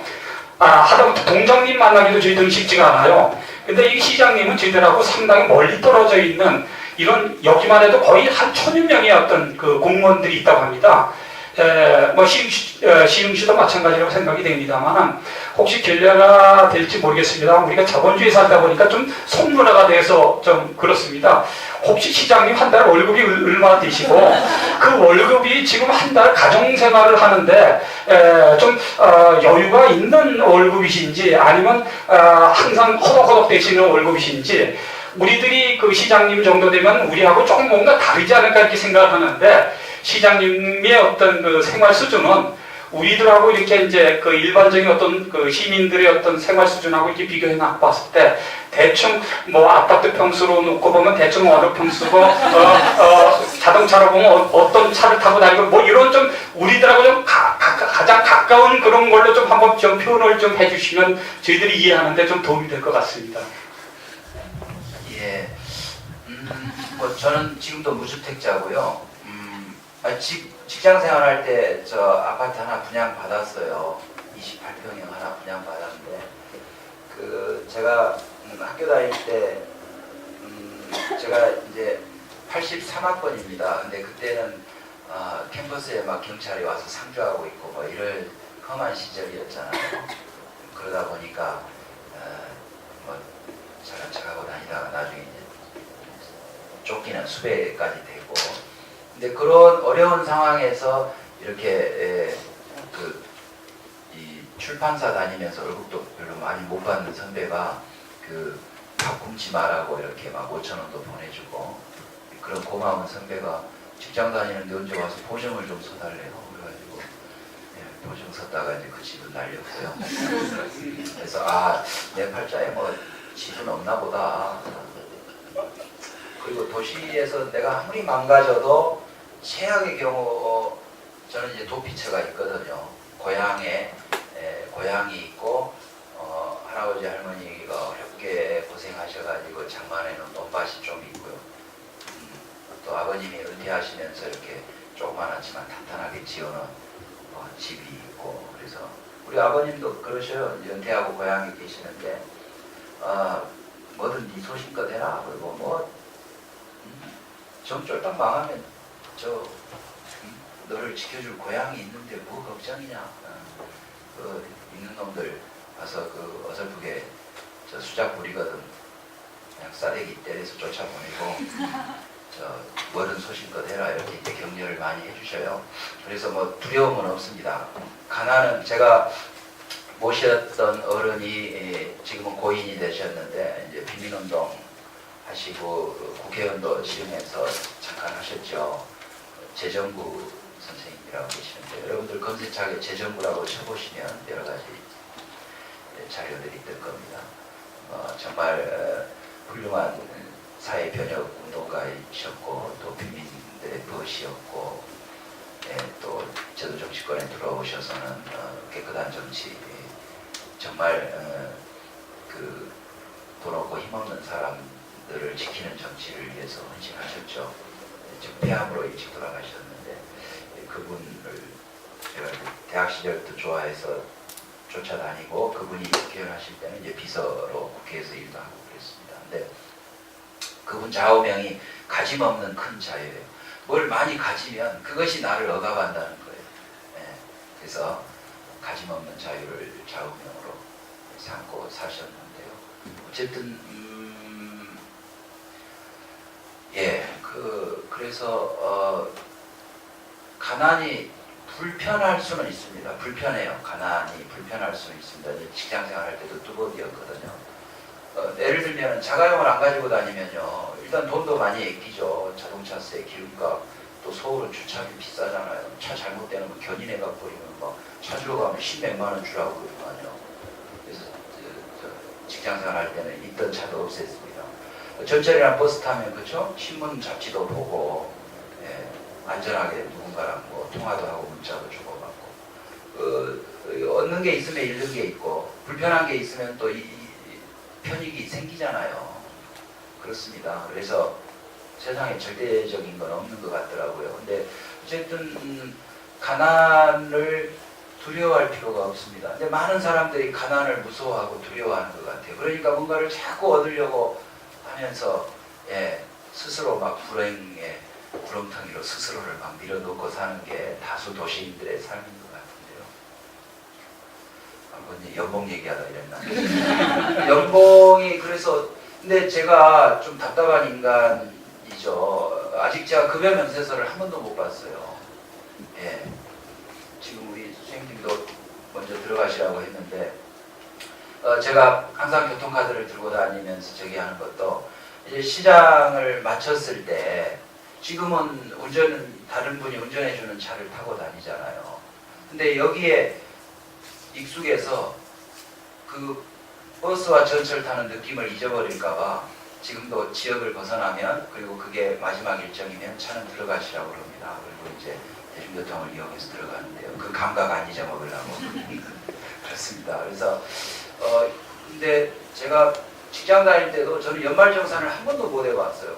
그냥 사무실 여직원이 그 연말정산 자료 좀 뭐 갖고 오라고 그러면은 그러니까 막 그 영수증 같은 거 챙겨다 줘야 되잖아요. 근데 저는 기본 공제만 받아봤지 연말정산도 한 번도 못 해보고 그러니까 좀 약간 모자란 인간이죠. 어느 한쪽으로는.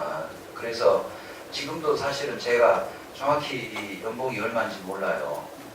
이번 선거 앞두고요. 선거 앞두고 돈이 좀 필요하잖아요. 근데 갑자기 통장에 1,400만 원이 찍혔다는 거예요. 월급으로. 그래서 이게 무슨 일이다냐 하고 경리계한테 아니 갑자기 왜 이렇게 월급을 많이 줬냐고 그랬더니 2010년에 한번 그 한 3년 공무원 월급 동결하다가 2010년에 한번 조정했거든요. 그리고 올해도 공무원 월급 인상률 발표했죠. 조금 올립니다.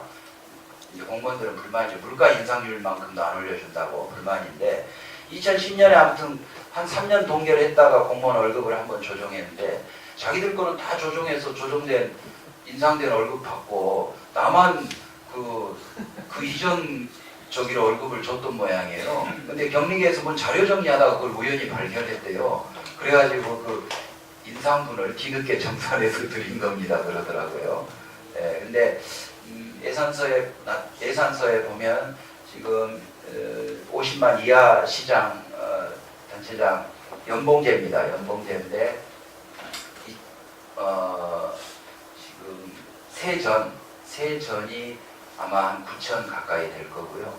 세후는 아마 7천 후반대 되지 않을까 싶습니다. 근데 그러니까 그거를 이제 12등분해서 주는 거니까 한 달에 얼마 정도 되려나? 예.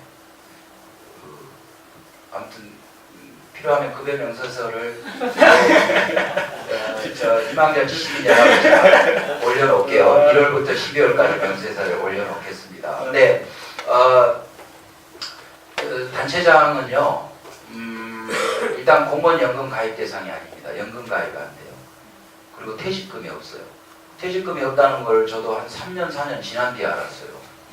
그래서 아니 왜 퇴직금이 없는 거냐 그랬더니 사용자래요. 사용자. 그래서 아니 상법상의 법인도 대표이사도 지금은 다 퇴직금 주는데 저 고용 비밀로 보는 거죠. 주주들한테 고용된 관계로 보는 거거든요. 그래서 퇴직금 주는 건데 아니 일정한 시간에 출퇴근하고 법정 사무를 수행하고 있고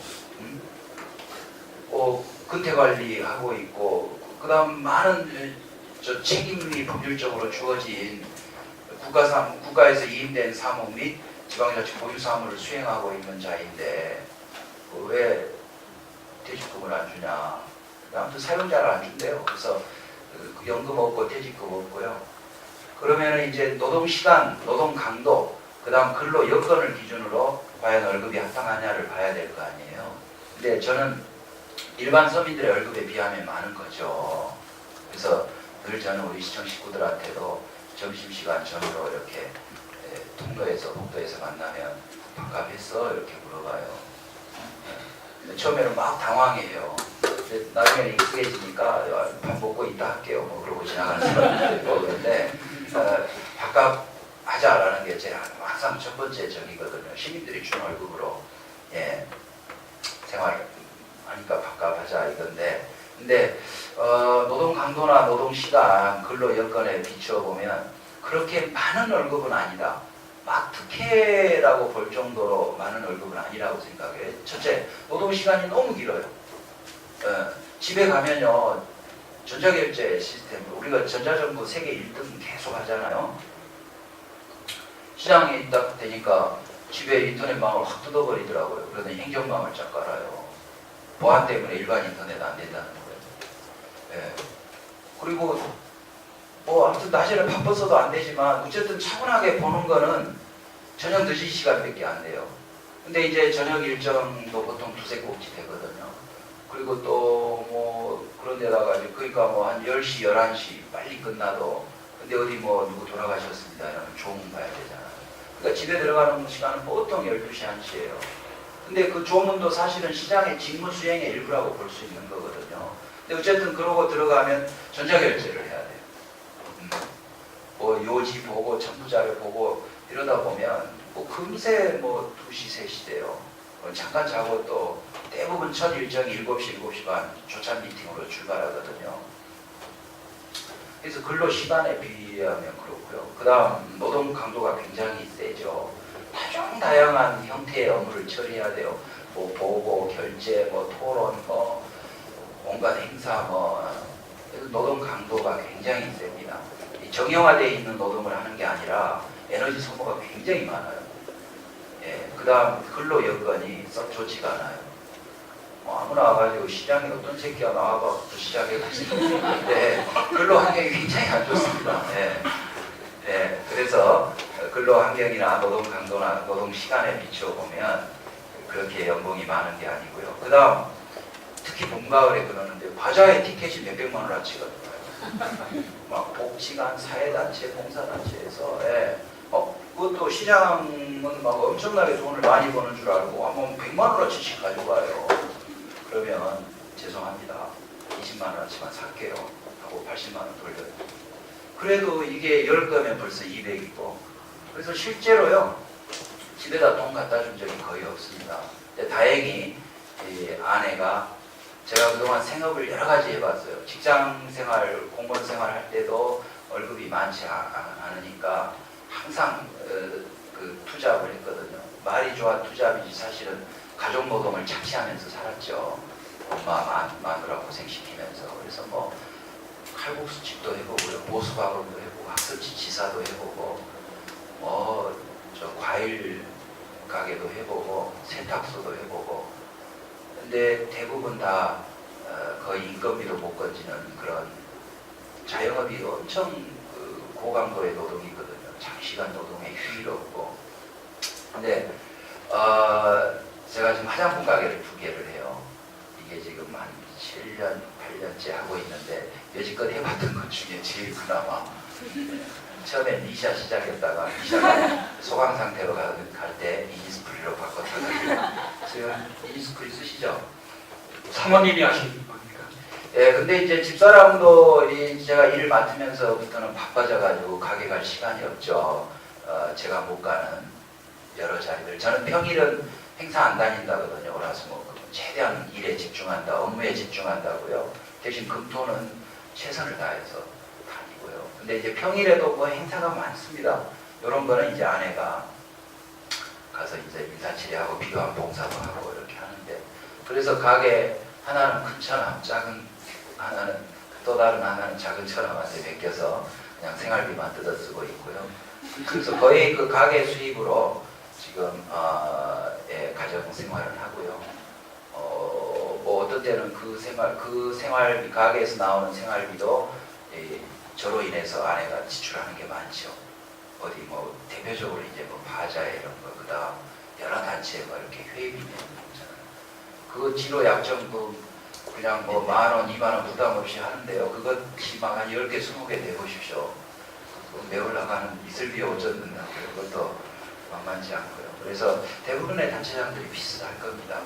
그 월급 가지고 개인적으로 가족들과 함께 쓰는 부분이 그렇게 여유롭지 않을 거예요.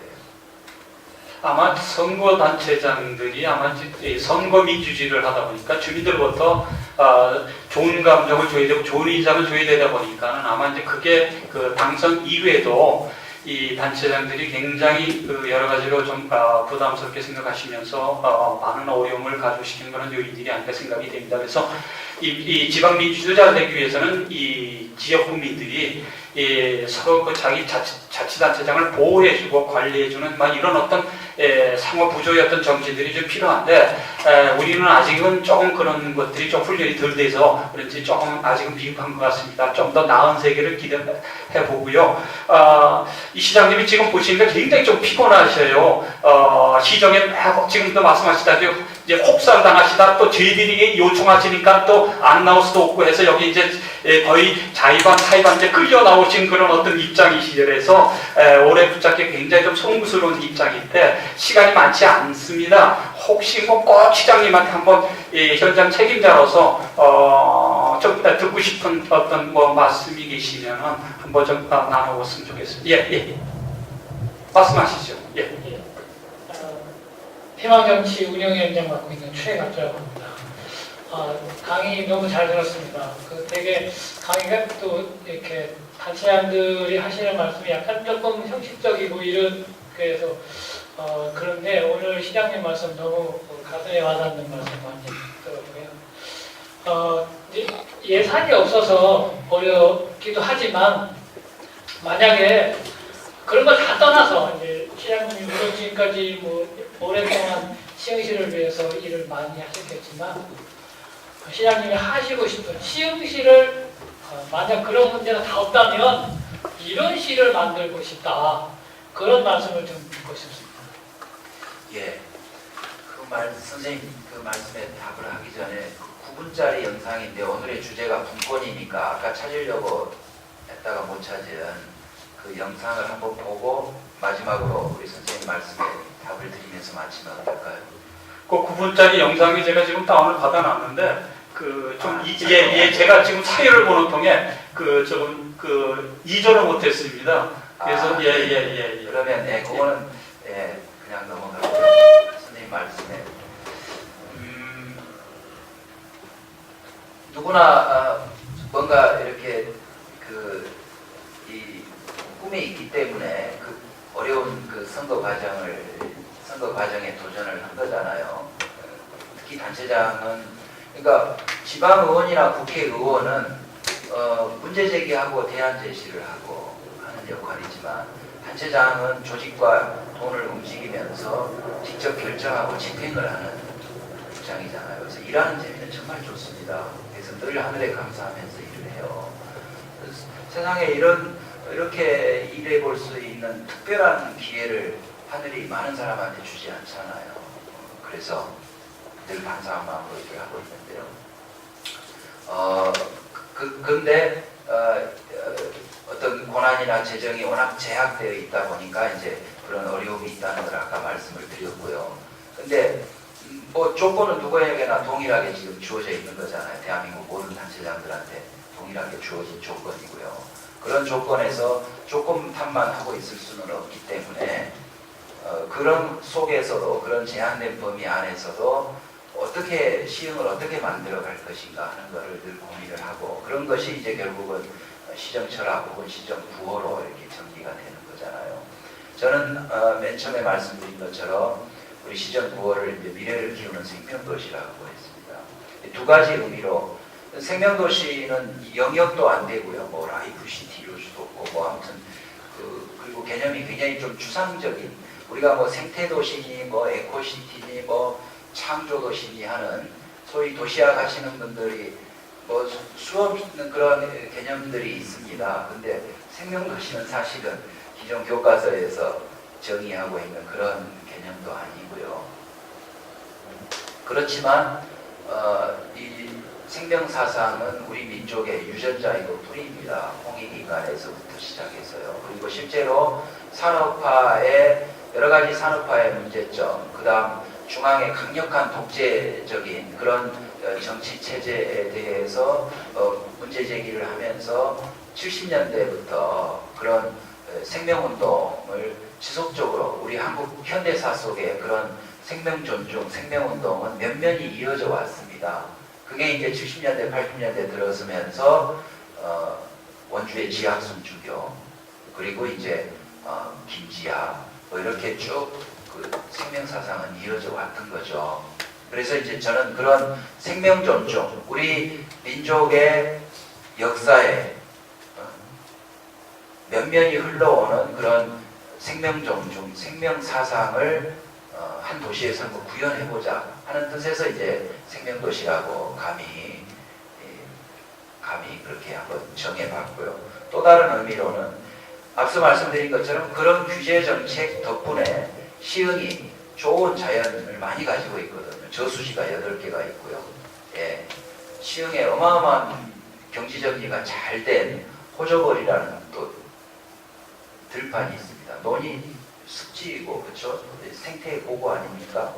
예, 조선 6조 중에 호조가 당시 국가 재정의 10분의 1을 노론과 소론이 치열하게 논쟁을 하면서 마치 지금의 최근년의 4대강보다 훨씬 치열한 저 정치 세력과 이 정치 세력이 누가 죽고 사느냐의 그런 노론과 소론이 치열하게 조선 경전 때 치열하게 논쟁을 해가지고 결정된 대규모 국가 간척 사업으로 생긴 게 호저벌입니다. 그게 시흥의 신장구의 한가운데 있어요.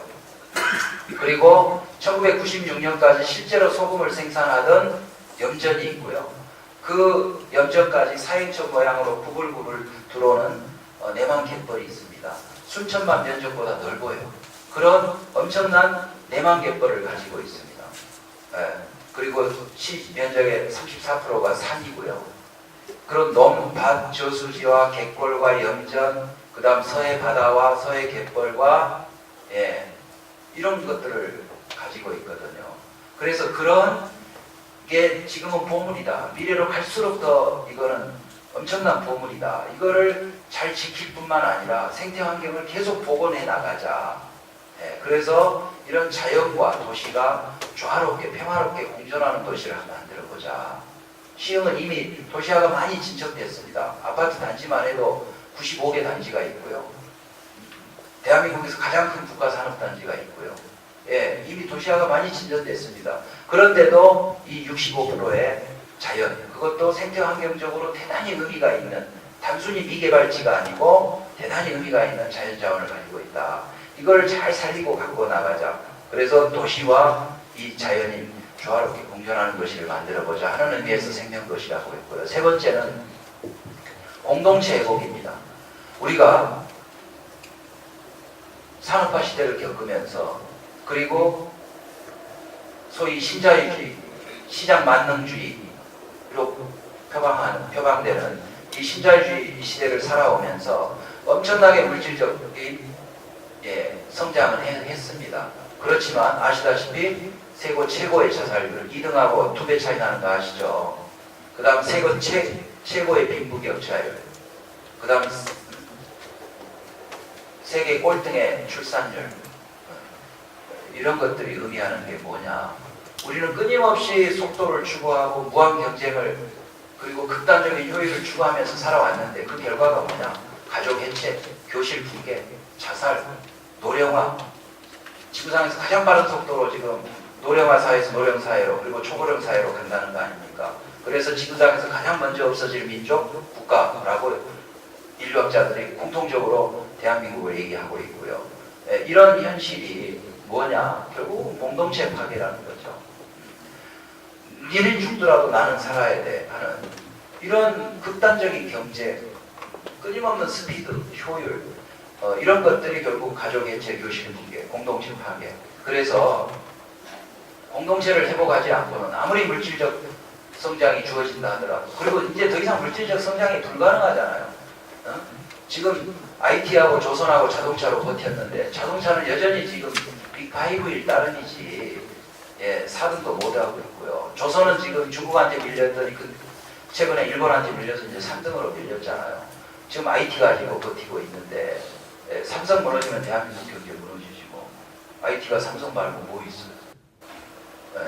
이런 불안한 대한민국입니다. 그래서 분권을 얘기하는 거고, 분권 못지않게 중요한 게 우리가 살아남기 위해서는, 그리고 정말 물질적으로는 더 풍요로워지지 않더라도 최소한의 인간다운 삶을 살아가기 위해서는 공동체 회복이다. 그래서 다양한 공동체가 살아 숨쉬는 도시를 만들어보자. 이게 이제 생명도시에 담은 세 가지 뜻입니다. 생명 존중, 자연과 도시의 공존, 그 다음 공동체 회복. 그래서 거창하게 미래를 키우는 생명도시라고 시정구호를 정했는데요. 그게 제가 시장을 하고 싶었던 이유이고요. 시장 하면서 가장 주력하고 있는 그런 방향입니다. 예, 감사합니다. 저 시간이 좀 예정된 시간이 좀 지났습니다. 마지막으로 이제 이 자리에는 우리나라의 그 미래 세대를 책임질 청년 학생들이 좀 많이 와 앉아 있습니다. 그렇기 때문에 저희 기성세대들이 이 청년 세대들한테 좀 모범을 보여야 되는데 그동안 기성세대들이 우리 학생들에게 너무 그 어른답지 못한 그런 어떤 부도덕한 모습들을 너무 보이다 보니까는 이 세대 간의 격차가 상당히 조금 요새 또 다른 사회적 문제로 대두하는 것 같습니다. 마지막으로 우리 미래 세대, 후속 세대를 끌고 나갈 우리 청년 학생들에게 지금까지 그 수여 번에 걸쳐 자치단체장을 그 경험하신 그 경험을 토대로 해서 이 청년 학생들에게 조금 그 희망적인 메시지를 하나 좀 남겨주셨으면 좋겠다는 말씀 좀 부탁의 말씀 드려봅니다. 죄송한데 저 사회자한테 허락을 안 받고 한 말씀만 같이 질문을 드리면 플러스해서 저는 제가 저를 소개 안 했네요. 희망정치 시민연합의 대협력을 위원장을 맡고 있는 권영문입니다. 그래서 그러면 지금 이제 두 번 8년을 하셨잖아요. 그리고 이제 아니요, 저는 짝퉁 3선입니다. 처음 보궐선거로 해서 1년을 했고요. 근데 그것도 한 번으로 들어가기 때문에 지금 이제 5년 반 한 겁니다. 그러시군요. 저는 이제 순수하게는 8년 하고 이제 12년 이렇게 생각을 해봤는데 어쨌든 이제 한 번 더 남아서 지금 한 3년 정도, 3년하고 이제 조금 더 남은 것 같은데 그럼 향후에 이제 아까 그 우리 청년 학생들한테 얘기해 주면서 플러스해서 향후에 요 선거 끝나고 우리 미래나 자치분권을 위해서 어떤 역할을 하실 거고 어떤 꿈을 가지시고 왜냐하면 아직도 굉장히 지금 이렇게 연세도 이렇게 많지 않으시고 지금 50대 초반 정도 되시잖아요. 이제 50턱거리 했습니다. 예, 그러니까요. 83학번이면 50턱거리에서 시간도 그 많은 연륜과 경력과 이런 비전을 가지고 그 미래 정치를 위해서 어떤 비전을 좀 갖고 계시는지도 같이 얘기해 주시면 좋을 것 같습니다. 임기를 마치고 어떤 공적인 역할을 할 수 있는 기회가 주어진다면, 왜냐하면 이 단체장으로서 이 일을 해본 몇 년의 경험은 뭐 한 번을 했든 세 번을 했든 굉장히 소중합니다. 왜냐하면 기초자치단체 행정이 종합행정이거든요. 모든 국가가 결정한 정책이나 사업 또 국가사무도 다 지자체를 통해서 시공구를 통해서 집행하는 거예요. 그래서 종합행정이고요. 또 굉장히 아까도 말씀드렸지만 버라이어티합니다. 지역의 수많은 이 갈등 이런 것들을 최일선에서 부딪히면서 어떻게든 그걸 조정해내고 때로는 돌파하고 하거든요.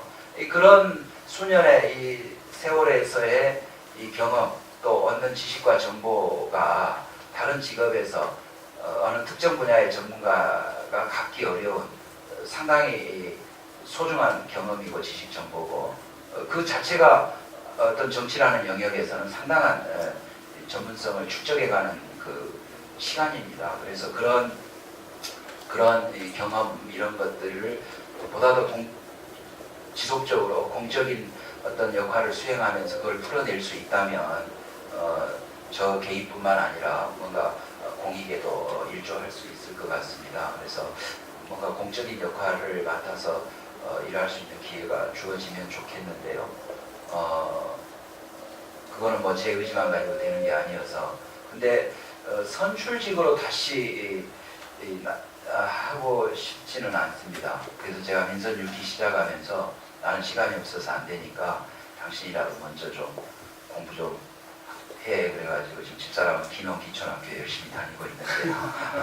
저도 늘 도시 탈출을 꿈꾸면서 살고 있는 평범한 50대 도회적 삶에 많이 지친 50 30대 이 땅의 남자 중에 가장 중에 한 사람이어서 도시 탈출을 꿈꾸고 준비하고 있기도 하고요. 그렇지만 공적인 선출직이 아닌 공적인 역할을 맡아서 할 수 있다면 감사한 마음으로 하고 싶고요. 그리고 뭐 우리 대학생들께 뭐 할 얘기 있으면 하라고 마지막으로 주문을 주셨는데요. 그 기성세대들이 요즘 젊은 사람들 걱정 많이 해요. 목표의식이 없다, 뭐 꿈이 없는 것 같아, 뭐 계획성이 없어, 뭐 이게 치열하지가 않아. 뭐 주로 이제 기성세대들이 걱정하는 지금 젊은 사람들의 이제 모습인데요. 저는 그런 얘기 할 때마다 꿈꾸는 법을 가르쳐 준 적이 있냐, 뭔가 해보고 싶은 열정을 키워낼 수 있는 그런 기회를 준 적이 있냐, 교실에 가둬놓고 먹이 받아먹는 저 아이들로 사육만 했지, 정말 그 아이들의 인격을 존중하고 그 아이들이 가지고 있는 무한한 가능성을 믿고 존중해줘 본 적이 있냐.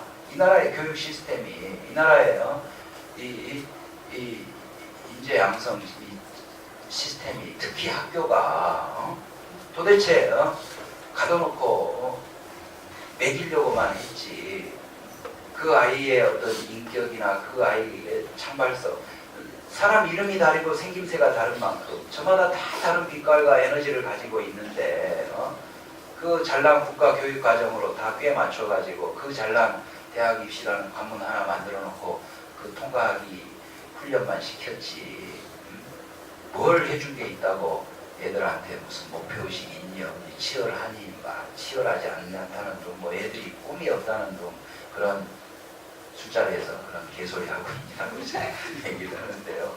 아무튼 대학 다닐 때라도 꿈꾸는 훈련을 해야 될 것 같아요.